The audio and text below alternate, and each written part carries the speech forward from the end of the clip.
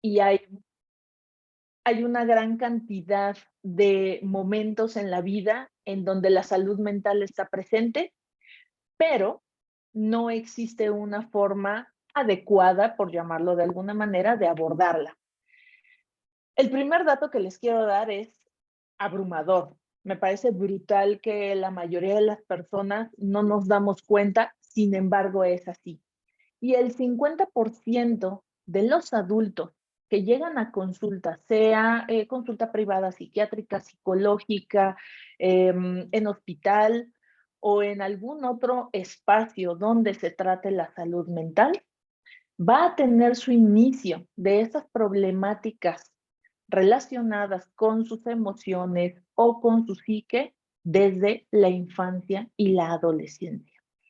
50%. Cuando empecé a buscar los datos que quería compartirles a través de esta presentación, quería encontrar algo que fuera pues abrumador, ¿no? Y me parece que este es el dato.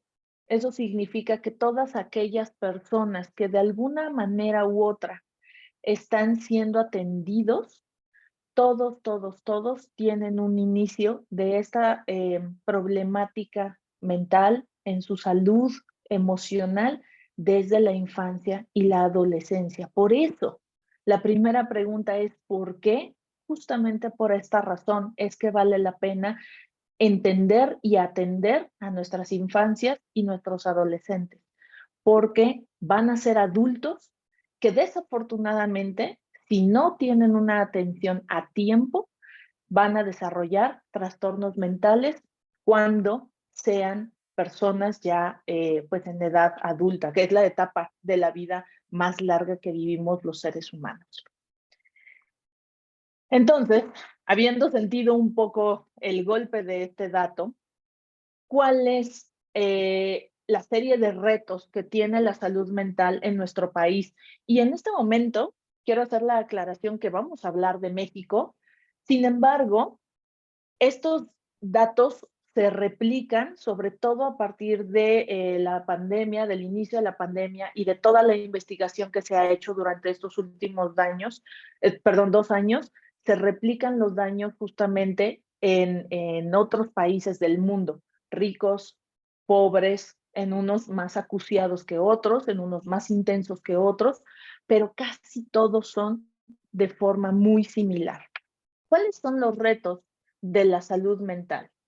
En principio, en nuestro país, los síntomas generalmente pueden tener su inicio entre los 5 y los 27 años de edad. Es decir, que un niño tan pequeñito como 5 años puede comenzar a tener pequeños o grandes, dependiendo del posible diagnóstico, síntomas relacionados con salud mental. Y los, pues se pueden presentar a lo largo de la vida, incluso tan avanzadamente como los 27 años. La adolescencia y la infancia y la adolescencia abarcan justamente desde que un niño es pequeño, que entra al preescolar, ¿no? Que empieza la infancia como tal, en términos generales, porque cuando son bebés, pues son bebés y es una etapa distinta, y conforme va avanzando, llegan a la infancia un poquito más alta, más avanzada, luego la adolescencia, luego la adultez joven y una adultez un poquito más avanzada. En esta etapa de investigaciones, en esta era, entendemos que la adultez joven se inicia alrededor de los 21 años, que es el momento en el que el cerebro ya alcanzó su máxima madurez en términos del desarrollo que implica o que empieza, perdón, desde la infancia, bueno, desde que el bebé nace y está en el vientre también, pero bueno, es distinto, desde que el bebé nace hasta esta etapa de la vida.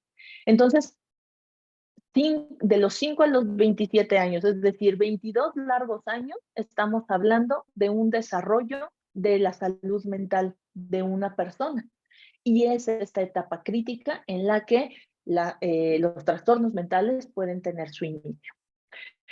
No hay distinción sustancial entre niños y niñas, entre hombres y mujeres. Algunas conductas, algunos detalles relacionados con otros factores pueden hacer que un niño o una niña sean más propensos a desarrollar un trastorno mental que otro, o una problemática emocional que otra. Sin embargo, de forma general, y lo vamos a ver un poquito más adelante, no hay distinción sustancial. Desafortunadamente, el reto más importante y que en este momento, gracias a la pandemia, alguna cosa buena tenía que traer, es que los trastornos mentales se están visibilizando cada vez más. Antes no existían. Y no existían no porque no los conociéramos, no existían porque nos hacíamos de oídos sordos y ciegos ante las circunstancias que estábamos viviendo en términos de la salud emocional de cada una de las personas de este país y del planeta en general. Hay pocos especialistas en salud mental de los niños, niñas y los adolescentes. Es triste, les voy a dar una estadística pues que también es muy dura, pero estamos hablando que en general la Organización Mundial de la Salud eh, estima que debería haber al menos un psiquiatra por cada 100,000 habitantes, si no mal recuerdo. Y nosotros tenemos punto 3, me parece, punto 5. No hay, no hay espacios, hay muy pocos hospitales. De estos pocos hospitales, alrededor, en materia psiquiátrica, alrededor de 13 en todo el país atienden a niños, niñas y adolescentes, y muy pocos solamente se especializan en esa etapa de la vida. Paidopsiquiatras en este país también hay muy poquitos, me parece que hay alrededor de 800. Y psicólogos y otros especialistas de la salud mental que se especializan en la infancia también son escasos. Entonces, además de que la salud mental es un tema prioritario, desafortunadamente no siempre están los recursos médicos y especializados a la mano. Entonces, eso hace difícil un poquito el tratamiento y vamos a hablar de cómo resolverlo de manera general. ¿Ok? Los trastornos mentales, decíamos hace un momento, decía hace un momento que desafortunadamente no eran tan observados. Y no son tan observados de forma general porque en principio son difíciles de distinguir a simple vista. Hay que tener mucha pericia, pero sobre todo hay que conocer algunas de sus causas y entenderlos como una cuestión global. El primer elemento que genera o puede generar un trastorno mental en cualquier persona, en este momento estamos hablando de niños y adolescentes, o adolescentes en específico, es la genética. Si en sus familias existe alguna persona que probablemente haya tenido depresión, ansiedad, trastornos más graves como probablemente pues trastorno bipolar o algún otro tipo de tema relacionado con la salud mental, diagnosticado o no diagnosticado, puede existir una propensión genética. Es muy importante recalcar que la genética no porque uno tenga el gen significa que ya seguro voy a tener una enfermedad. Eso no pasa. Tiene que haber otros factores. El segundo factor relevante es la crianza. No es la misma salud mental de un niño que nace en un hogar con amor, con cariño, donde la seguridad de sustento, vivienda, alimentación, vestido, educación, todo eso está perfectamente bien resuelto. Es muy diferente ese niño en comparación con uno que vive en pobreza, que vive con violencia, que sus padres son ausentes, que hay problemas para obtener dinero, que alguno de los padres desafortunadamente perdió la vida o perdió el trabajo. Estas cuestiones relacionadas con la crianza y con el entorno de los niños y los adolescentes pueden desarrollar o hacer aún más propensos al desarrollo de los trastornos mentales. Y el tercer elemento muy importante es el ambiente. Si el ambiente, además de que dentro del hogar la situación no es favorable, el ambiente, por ejemplo, no sé, vivir en un espacio donde no hay escuelas, donde mi casa tiene pocos recursos, donde yo tengo que caminar 2 o 3 horas por la sierra para ir a la escuela, donde mis circunstancias son adversas o el ambiente se torna peligroso de alguna manera, como sucedió con el COVID. Todo esto puede también hacer que las enfermedades o los trastornos mentales se desarrollen de alguna u otra forma. Entonces, estos tres elementos nunca van solos. No existe una razón específica y única que pueda hacer propenso a una persona a desarrollar algún tema relacionado con su salud emocional. Pero los tres siempre, siempre, siempre van juntos y siempre tienen un papel que jugar como causa de los trastornos mentales. En el caso de el COVID-19, logramos ver una serie de efectos justamente relacionados con estos tres elementos. La Organización Mundial de la Salud dice que la salud como tal, antes se entendía como la ausencia de enfermedad, hoy se entiende como tres elementos básicos que deben estar en equilibrio o lo mejor equilibrados posible y cubiertos, sobre todo de un adulto hacia los niños y los adolescentes. Estos tres elementos son lo biológico, lo psicológico y lo social. Asimismo, como les decía anteriormente, las causas de un trastorno mental, también los efectos que puede tener en la salud se van a ver en estos tres elementos. La pandemia hizo que todo cambiara, nuestra normalidad, nuestros hábitos, las circunstancias en las que nos encontrábamos con respecto a nuestras relaciones interpersonales, nuestra vida social, nuestra vida emocional interna. Todo eso surtió, bueno, tuvo la suerte de ser tocado por las circunstancias de la pandemia y causó ciertos efectos.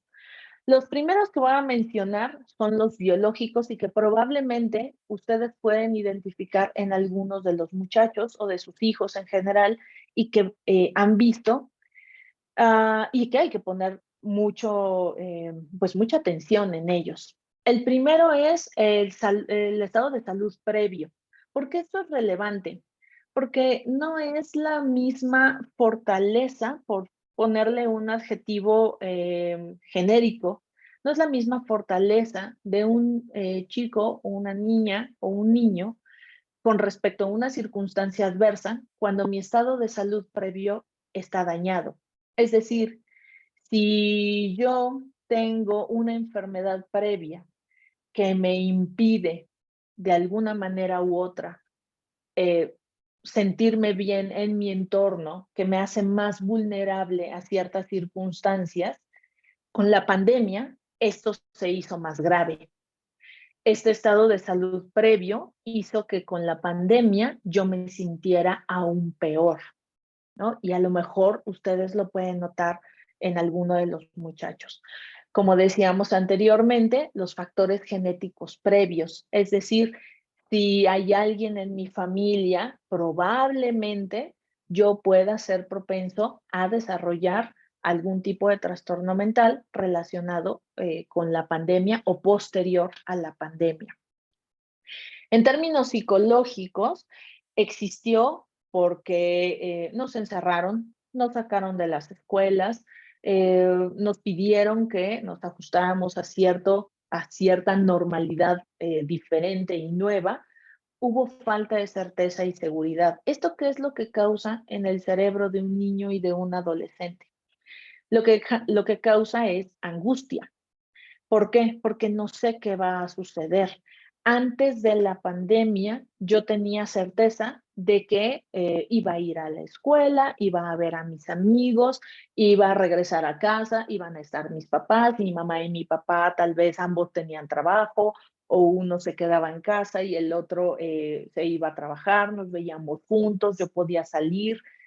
etcétera, etcétera, ¿no? Todo eso previo al momento de la pandemia. Sin embargo, cuando llega el encierro, cuando llega el momento de decir todos se van a su casa, empieza a haber temores relacionados con la falta de certeza. No sé qué va a pasar, no sé si me voy a enfermar, no sé si mi papá o mi mamá van a perder el trabajo, no sé si voy a regresar a la escuela, porque al principio pensábamos que podía ser durante unos meses y de repente se volvieron años. No sé cuándo voy a volver a ver a mis amigos, a mi familia. Todo esto causa incertidumbre y esa incertidumbre genera angustia. El entorno se percibe como peligroso. ¿Por qué razón? Porque en cualquier momento me puedo enfermar. En cualquier momento alguien a quien yo amo se puede enfermar. Esta enfermedad no se cura. Esta enfermedad me puede matar y puede matar a quienes yo quiero. Entonces, esto genera una sensación de que hay mucho peligro y el temor relacionado con este peligro psicológicamente también es un efecto causado por la pandemia. Duelo, el duelo por las pérdidas. Las pérdidas en tanatología las referimos como cualquier tipo de cambio que pueda sentirse como agresivo y que las personas no quieran a veces enfrentarlo o no puedan a veces enfrentarlo de la manera más funcional y adecuada. A veces los duelos lo que generan es una sensación de falta de control.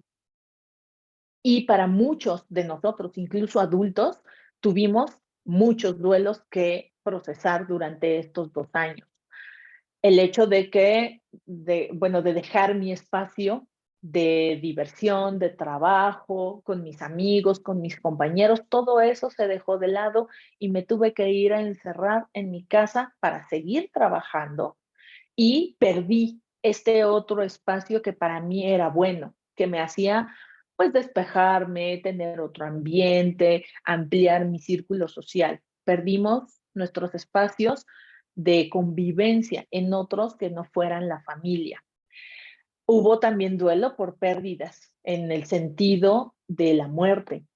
Se murieron muchas personas y esos duelos son ciertamente muy difíciles de procesar porque pareciera que eran sin sentido. Además, eh, dentro de estas pérdidas relacionadas con la mortalidad de las personas con COVID-19, desafortunadamente, no hubo un procesamiento natural como lo entendemos en términos sociales. ¿A qué me refiero? A que no podíamos ver a las personas, no podíamos despedirnos, no podíamos hacer un funeral, un velorio, todas estas cosas, todos estos rituales que nos permiten cerrar esos ciclos que humanamente para nosotros son necesarios, psicológicamente para nosotros son necesarios. Entonces, hubo muchas pérdidas, muchas.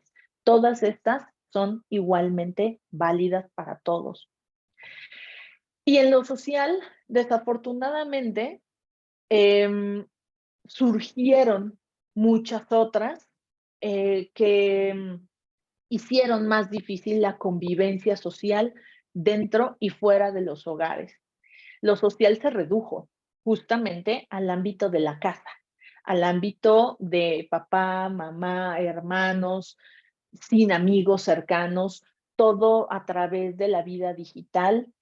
Y desafortunadamente en nuestro país, en donde ya vivimos situaciones de violencia que son tanto internos, es decir, dentro de casa, como externos, en la calle, en otros espacios públicos, la violencia creció muchísimo. Estamos hablando que alrededor del 50, 60% de los niños que ya vivían una serie de violencias en casa, pues lo vivieron de manera más constante. Esta violencia no nada más fue hacia los niños, las niñas y los adolescentes, también se vivió para las madres de familia primordialmente. Entonces, además, se acrecentó un tema que pues nosotros estamos viviendo constantemente en este país. El aislamiento no ayudó. ¿Por qué? Porque cada vez las personas se fueron encerrando más, no solamente en lo físico, sino en sí mismas. Como no existían posibilidades de convivencia, más que las más limitadas, poco a poco se fueron abriendo, pero bueno, las más limitadas, todo ese aislamiento hizo que las personas, sobre todo los niños y los adolescentes, se encerraran más en sí mismos. Y estoy segura que muchos de ustedes lo pueden observar porque sus hijos pasan más tiempo en las redes sociales, en el celular, en la tablet y en otros dispositivos tecnológicos en vez de convivir en familia. Hubo una falta de límites, empalme, casa y escuela, empalme, casa y trabajo. Seguramente ustedes lo vivieron con respecto al trabajo, pero los chicos lo vivieron con respecto a la escuela. Evidentemente, todas las escuelas tuvieron que hacer un gran esfuerzo, que fue no parar. O sea, hubiera sido terrible parar durante 2 largos años por completo. Era inviable. Entonces, lo que hicieron fue establecer estrategias para poder impartir clases en casa, como fue esto a través de las estrategias online. Sin embargo, eso tiene una preocupación y la preocupación radica en que no había límites entre casa y escuela. Me levanto de la cama, me siento en el escritorio, si es que hago el esfuerzo de sentarme en el escritorio, prendo la computadora, prendo la tablet y ya estoy en clase. Ese, de nuevo, ese ritual de me levanto, me meto a bañar, desayuno, me voy en el transporte de la escuela o me llevan mis papás a la escuela, eso dejó de existir. Supe de muchos niños y adolescentes que tomaban clases, evidentemente, acostados, ¿no? En sus camas, todavía en pijama, o nada más si llevaban uniforme, nada más se ponían la playera, el uniforme, pero de la cintura para abajo estaban adentro de las cobijas, ¿no? Y apagaban la cámara para poder dormir y cuando le calculaban y cuando ya se acababa la clase, casi casi decían adiós y listo. Esa falta de límites justamente causa caos dentro de la psique de los niños, las niñas y los adolescentes. Y la convivencia familiar 24/7. Amamos a nuestros niños, amamos a nuestros adolescentes, pero estar 24/7 durante más de un año y medio seguramente fue algo muy difícil para ustedes y para ellos. Y esto también pues causó varios efectos. ¿Qué sucede ahora que están regresando a la escuela los niños, las niñas y los adolescentes? Pues logramos ver eh, con mucha precisión qué fue lo que más pues se presentó como un trastorno en las edades entre 11 y 21 años. Y lo que pudimos ver en un 50% de los chicos es estrés agudo y ansiedad. Es la primera causa. Estos datos que les estoy presentando son de la iniciativa que tiene el Hospital Psiquiátrico Infantil Juan N. Navarro, que está al sur de la Ciudad de México. Ese hospital, durante toda la pandemia, llevó un registro de las llamadas telefónicas y las solicitudes de hospitalización o de atención psicológica y psiquiátrica de niños y adolescentes entre los 11 y los 21 años. Y estos son los datos muy reducidos. Si gustan, posteriormente les puedo dar la fuente de donde sale esto, pero eh, definitivamente son así tal cual. 50% de los chicos que llegaron en atención o llamaron para solicitar apoyo emocional durante la pandemia y posterior, en estos últimos tal vez 5 meses aproximadamente, 50% de ellos presentaron estrés agudo y ansiedad por todo ese efecto que se viene arrastrando, que les comentaba en la diapositiva anterior, todos estos elementos que les generaron temor, angustia, preocupación, miedo, todo ello se refleja en este dato. El otro 50% llegó con depresión. Y también tuvimos, afortunadamente, gracias a la misma investigación del hospital, la observación del desarrollo de algunas adicciones entre los niños, las niñas y los adolescentes. Alcohol es tal vez una de las primeras cosas que los chicos llegan a consumir. Entre los hombres el 27% y las mujeres el 23% aproximadamente consumen o consumieron alcohol durante la pandemia o posterior a estos 2 años pues, en donde estuvimos en confinamiento. Igualmente, el tabaco, como pueden ver aquí, me parece impresionante. Las mujeres, estamos hablando de niñas y niños entre 11 y 21 años, pero vean cómo el tabaco está en la gran mayoría de las mujeres y la marihuana en un 22% en los hombres y un 15.6% en las mujeres. Estos datos, ¿por qué se los presento? Porque es probablemente la razón más común por la cual ustedes en algún momento y les da datos de qué observar en sus hijos. Observar si cambian de hábitos, si tienen consumo de alcohol, tabaco o alguna sustancia como la marihuana. Y en un momento vamos a hablar de algunas cosas a observar en el estrés agudo, la ansiedad y la depresión. Entonces, justamente, ¿qué debo observar en mis hijos? Todos los chicos, todas las personas en realidad, cuando llegan a psicoterapia o llegan a una evaluación psicológica o psiquiátrica, generalmente cuando hablamos con ellos o hablamos con los padres de familia, lo que buscamos es entender el antes y el después. ¿Por qué esto es relevante? Es necesario observar el antes y el después porque me da datos. Si mi hijo siempre ha sido callado y serio, desde que es muy pequeño y antes de comenzar con una posible patología, con síntomas que me causan un poquito de preocupación, probablemente esa no sea una razón. Voy a ponerlo en términos más específicos. Seguramente muchos de ustedes relacionan la depresión con estar tristes o llorar. Si mi hija desde muy chiquitita siempre es muy sensible o mi hijo generalmente es también, pues digamos que llora mucho o expresa mucho el llanto como parte de su emoción, siempre ha sido así y ustedes me lo traen a consulta y yo les pregunto si esta conducta emocional siempre ha sido de esa manera y me dicen que sí, probablemente yo no la relacione con depresión. ¿Por qué razón? Porque existe una coherencia en su comportamiento. Lo que más vamos a notar en los hijos cuando hay un cambio, no se va a ver en otra cosa más que la conducta. Y la conducta son tres cosas primordialmente. Puede ser lo que dicen, porque lo que dicen es un reflejo de lo que piensan.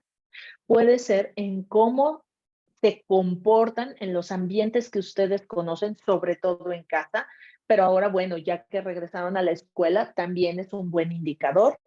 Y lo último es lo que no dicen o lo que no hacen, que ustedes anteriormente recuerdan de sus hijos. Estas tres cosas son fundamentales para que ustedes puedan observar el antes y el después. Si antes no se enojaba y de repente, de unas 2, 3 semanas para acá, está irritable, probablemente hay un cambio. Entonces, habiendo como aclarado un poquito la razón por la cual el antes y el después es importante, vamos a ello. Antes era animado y feliz, estaba interesado en cosas nuevas, disfrutaba lo que amaba hacer o disfruta muchísimo ir al fútbol, ir a las porras, hacer telas, ir a la escuela, todo esto que los adolescentes hacen. Hay una constancia en sus calificaciones, ojo, aquí me voy a detener un segundo, no es que vayan bien en la escuela, el ir bien o el ir mal en la escuela, tener buenas calificaciones o no tener buenas calificaciones, no está relacionado con su salud mental. La constancia de eso, que siempre se hayan comportado más o menos de la misma manera, que no haya un cambio radical entre cómo eran antes y cómo son ahora. Eso, digo, lo quiero aclarar en el tema de las calificaciones porque hay chicos que van muy bien en la escuela, que tienen 10, que son perfectos alumnos y siempre participan y siempre todo, pero tienen ansiedad. ¿Por qué razón? Pues porque en su cabeza están angustiados siempre por sacar buenas calificaciones, siempre por sacar 10. Entonces, no confundamos que lo que parece que es bueno para nosotros en términos sociales o en términos de aceptación, significa que hay una buena salud mental, ¿no? La convivencia con otros es buena, tienen amigos, salen, juegan con ellos, se juntan, se ven constantemente, les platican a ustedes acerca de ellos, conviven. Hay buena resolución de problemas, es decir, los chicos tienen la confianza para poder hablar con la maestra o el maestro que a lo mejor tuvieron ahí alguna diferencia, pero platicaron con ellos y resolvieron sus problemas, son capaces de tener cierta independencia, sobre todo ahora que son adolescentes, cierta independencia, cierta libertad, tienen buena higiene, eso es, digamos, muy importante. Se bañan, se lavan los dientes, se peinan, a veces hasta ponen un poquito más de empeño de lo normal. Ese tipo de cosas relacionadas con su imagen, que es, digamos, equilibrada, está bien. Tienen buena alimentación, hacen ejercicio y tienen buena comunicación con ustedes. Ese me parece que es un antes que probablemente de forma ideal ustedes podrían observar en sus hijos. Si esto cambia a que sus hijos se ven irritables o enojados, que les contestan feos, se enojan por cualquier cosa, no quieren cooperar cuando antes eran cooperadores, ya no les interesa nada, ni ustedes, ni el mundo, ni la escuela, ni los amigos, ni la novia o el novio, o sea, nada, ahí es una llamada de atención. Hay incapacidad para el disfrute. Tal vez hay llanto. Ahí hay que ser muy, muy, muy mm, observadores, pero sobre todo tratar de hacerlo sin ser invasivos, porque muchas veces los chicos van a llorar solos o van a llorar en espacios que son altamente privados, por ejemplo, en el baño, bañándose, en su cuarto en la noche, en la madrugada. Entonces, este tipo de cosas son difíciles de observar, sin embargo, hay que poner un ojo o un oído mucho más pues atento a lo que puedan estar expresando sus hijos. Hay disgustos o evitación para convivir, ya no quieren ver a sus amigos, ya como que es que tu amiguito X lo querías mucho porque ya no quieres verlo y ya no quieren. Hay aislamiento voluntario. No quieren salir ni con la familia, ni con los amigos, ni con ustedes, ni con nadie. Prefieren encerrarse en su cuarto, videojuegos. Esto es algo fuera de lo normal. Voy a hacer aquí un paréntesis. ¿Qué entendemos por normal? Que si de 10 ocasiones mi hijo sí salía con sus amigos, a lo mejor 8 ocasiones y 2 dicen, no, mejor no, no quiero, eso puede ser normal en el sentido de que es más frecuente que sí tenga ganas, que se vea animado, que quiera hacerlo. Pero si de repente cambia la proporción, es decir, que 8 ocasiones de cada 10 no quiere salir, porque lo ven irritable y enojado, etcétera, etcétera, y no quiere hacer ciertas cosas, probablemente ahí es donde tenemos que poner atención. Recuerden que el cambio tiene que ser sustancial, no radical en términos de blanco y negro, de hoy sí, mañana no, porque eso pues, nos puede pasar incluso a nosotros, pero sí que sea algo constante, frecuente, pero que se vaya inclinando hacia el otro lado, ¿no? Hacia algo pues que se hace constante en términos de molestia o de enojo. Hay dificultad para dormir. Ciertamente los adolescentes tienen una modificación en su ciclo del sueño. tienden a querer dormir más, pero duermen más tarde y si por ellos fuera, la escuela debería empezar a las 10 de la mañana, que eso sería ideal para un adolescente. Desafortunadamente no es así. Entonces, generalmente van a tener sueño, pero si no están pudiendo conciliar el sueño o tienen insomnio o no pueden dormir, habrá que revisar hábitos, pero también es un indicio de que probablemente algo se está desarrollando ahí. No tienen ánimo para comer. En ocasiones puede ser que los chicos pierdan el apetito, pero igual no puede ser demasiado, no siempre, no tan frecuentemente. Tal vez en vez digan, ah, no, no tengo hambre, pero una vez está bien. 8, 9 de cada 10, ahí ya tenemos que empezar. Es más, yo diría que desde 7 de cada 10 tendríamos que poner mucha atención. Y sus calificaciones son inconsistentes, ¿ok? Que esto ya lo comenté anteriormente. Hoy saco 10 o 9 y mañana de repente en esa misma materia que sí me gustó un montón, pero pues luego dije, ah, no, no voy a entregar tareas, me fue mal y reprobé. Eso también sería de llamar la atención. Este antes y el después son los focos rojos que nos dicen es momento de hacer algo, hay que actuar. ¿Qué implica hacer algo y tomar acción? Primero, escuchar.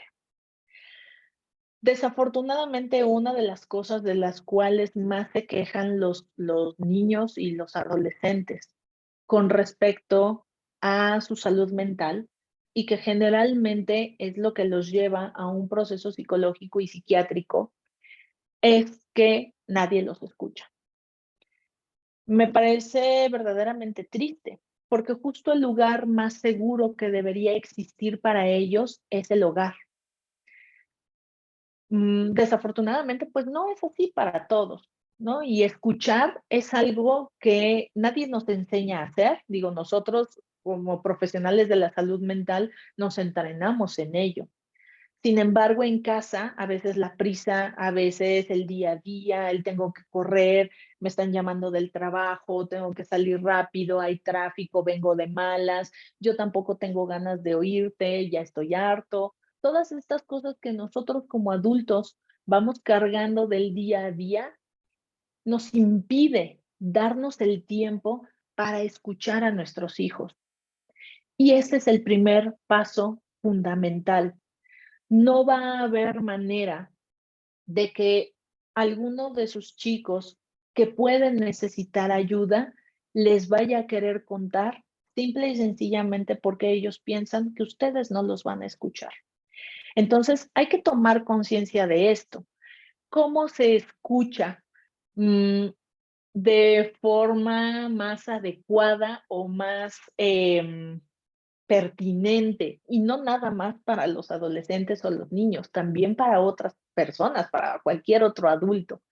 Lo primero es escuchar con atención, verdaderamente dejar todo, todo lo que tienes que hacer y sentarte con esa persona en un lugar tranquilo, neutral o donde tu hijo tenga, se sienta seguro, se sienta bien y ponerle toda la atención que tienes en ese momento. No tienen que ser 2 horas. Digo, si son 2 horas está increíble, pero si son 15 minutos de verdaderamente escuchar, eso ya valió todo el esfuerzo. Escuchar con atención, sin juicio. Los Voy a hablar de los mexicanos nada más porque creo que es algo muy mexicano, pero seguramente sucede en otros lugares del mundo. Los mexicanos somos mucho, tendemos mucho a que si estamos discutiendo con alguien, no estamos escuchando a la persona, estamos pensando, ah, claro, ahorita que acabe, le voy a decir esto para que vea que yo sé más que él o ella, o que yo entiendo mejor esto, o que yo tengo la razón. No lo hagan con sus hijos. Si el campo de batalla de esa sensación, de esa necesidad que a veces como adultos podemos tener, eh, lo quieren ejercitar, que sea en otro lugar, pero no con sus hijos, porque ellos no están em, preparados para su juicio. Y no porque no lo puedan recibir, sino porque de inicio para ellos es difícil poder expresar sus emociones y sus sentimientos. La adolescencia es una etapa de mucha introspección, mucha introspección. Están buscando quiénes son. Hay un proceso de rompimiento con ustedes. ¿Por qué? Porque ustedes ya durante mucho tiempo les enseñaron las cosas como deberían ser, y perdónenme que lo ponga entre comillas, pero en realidad eso no existe.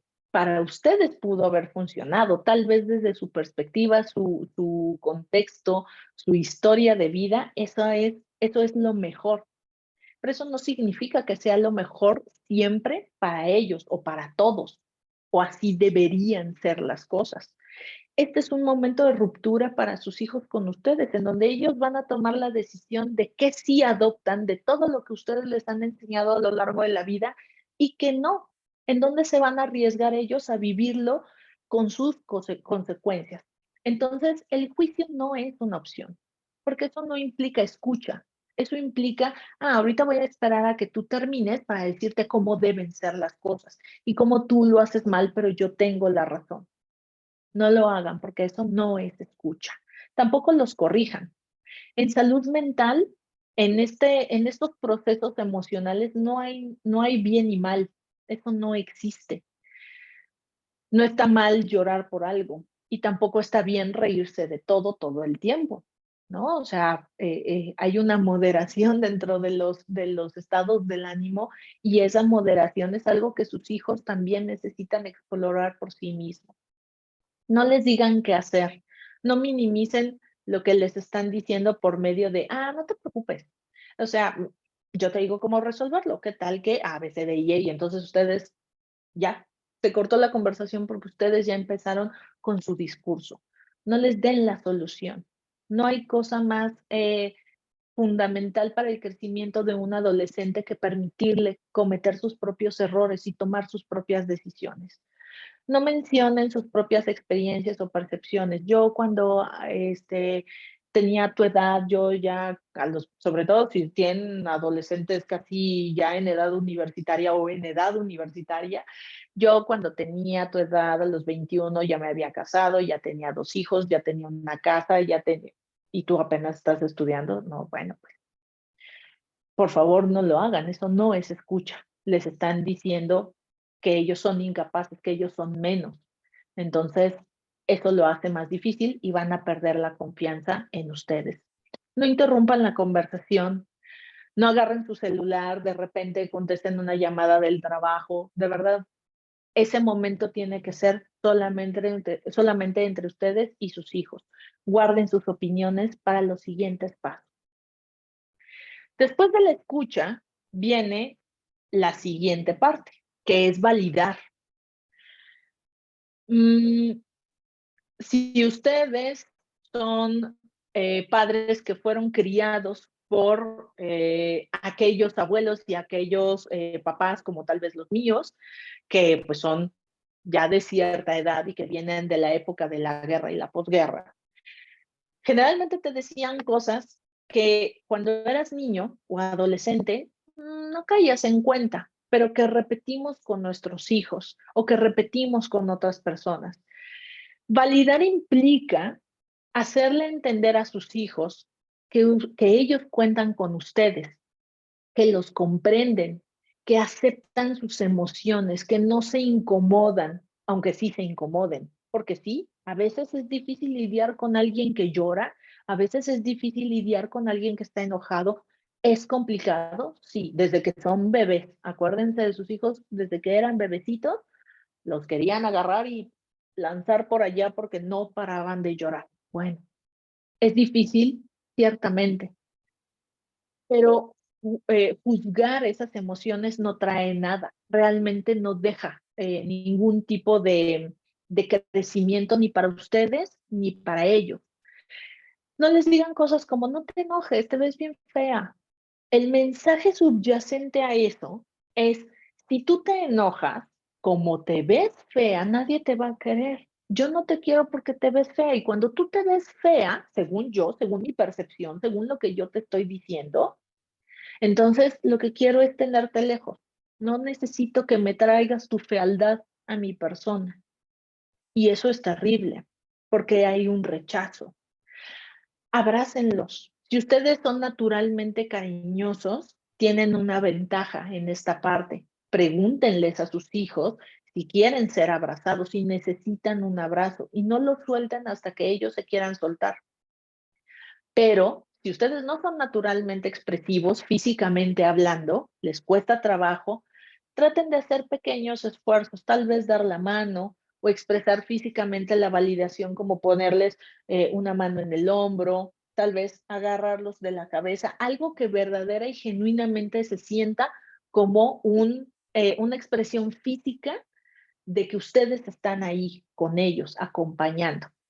Díganles a sus hijos que los aman, a pesar de toda esta situación que puedan estar pasando, a pesar de las dificultades, a pesar de la preocupación. El amor no se va, el amor no se condiciona, el amor está siempre presente, incluso o más todavía en los momentos difíciles. Díganles expresiones como entiendo lo que estás pasando, te comprendo, si les cuesta, también pueden abrirse ustedes mismos y decir, me cuesta trabajo entender por lo que estás pasando, pero quiero ayudarte, quiero estar contigo, quiero que estés bien. Y eso no necesariamente ustedes tienen que decirles siempre que sí, pero tampoco tienen que rechazar lo que ellos están sintiendo. No reprimirlos ni negar sus emociones como, no te sientas mal, ya no, tu abuelito se murió, pues sí, pero ya está en el cielo. Todo tranquilo, no va a pasar nada más. Y como decía al inicio de la presentación, lidiar con los duelos es difícil. Nos genera cambios emocionales muy profundos y muy complejos, pero minimizar o negar estas emociones, aunque es parte del proceso, generalmente no propone una solución ni ayuda a que las personas se sientan comprendidas de aquello que sienten. El tercer paso es tomar una decisión. La decisión no tiene que venir necesariamente de ustedes. Si sus hijos adolescentes ya son y tienen la capacidad de tomar decisiones, pueden hacerlo en conjunto. Pregúntenles, ¿qué necesitas? ¿Cuál crees que puede ser la solución? ¿Qué quieres hacer? ¿Quieres que te ayude a buscar algún terapeuta? ¿Quieres que te ayude a tomar una decisión? ¿Te acompaño? Vamos a hacerlo todos juntos, lo vamos a lograr en familia. Todas estas cosas que ellos necesitan comprometerse a hacer. ¿Por qué? Porque la terapia es un compromiso. El asistir al médico es un compromiso. Entonces, es necesario que haya un proceso de decisión conjunto. Y finalmente está la acción, pero por medio del acompañamiento. ¿Cómo se acompaña a alguien que requiere un apoyo emocional?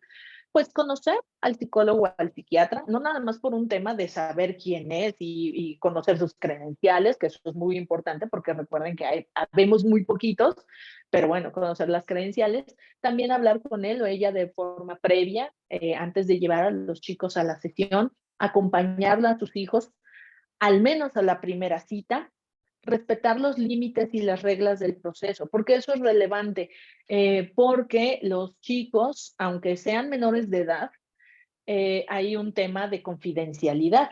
Entonces, no crean que el psicólogo o el psiquiatra les puede contar todo, todo, todo, todo. Hay unas reglas. Ustedes tienen la oportunidad siempre de preguntarles cuáles son estas y aclarar dudas. Infórmense. Hay muchísima información allá afuera.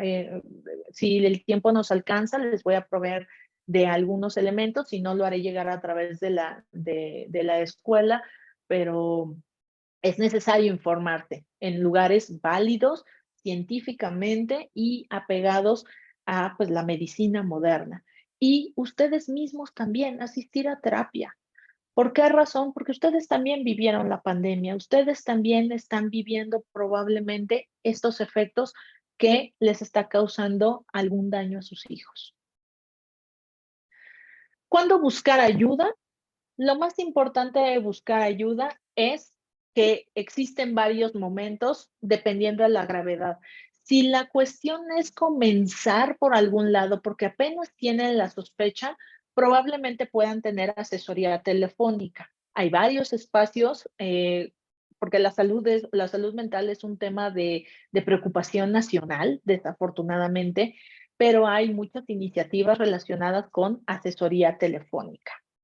La segunda opción puede ser atención psicológica o psiquiátrica privada.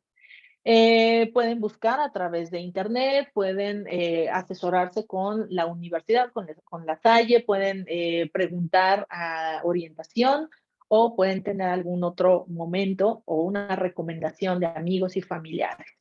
Y la tercera opción es atención hospitalaria. Esto solamente en casos de gravedad, al menos de forma inicial. Pero bueno, les voy a compartir algunos elementos.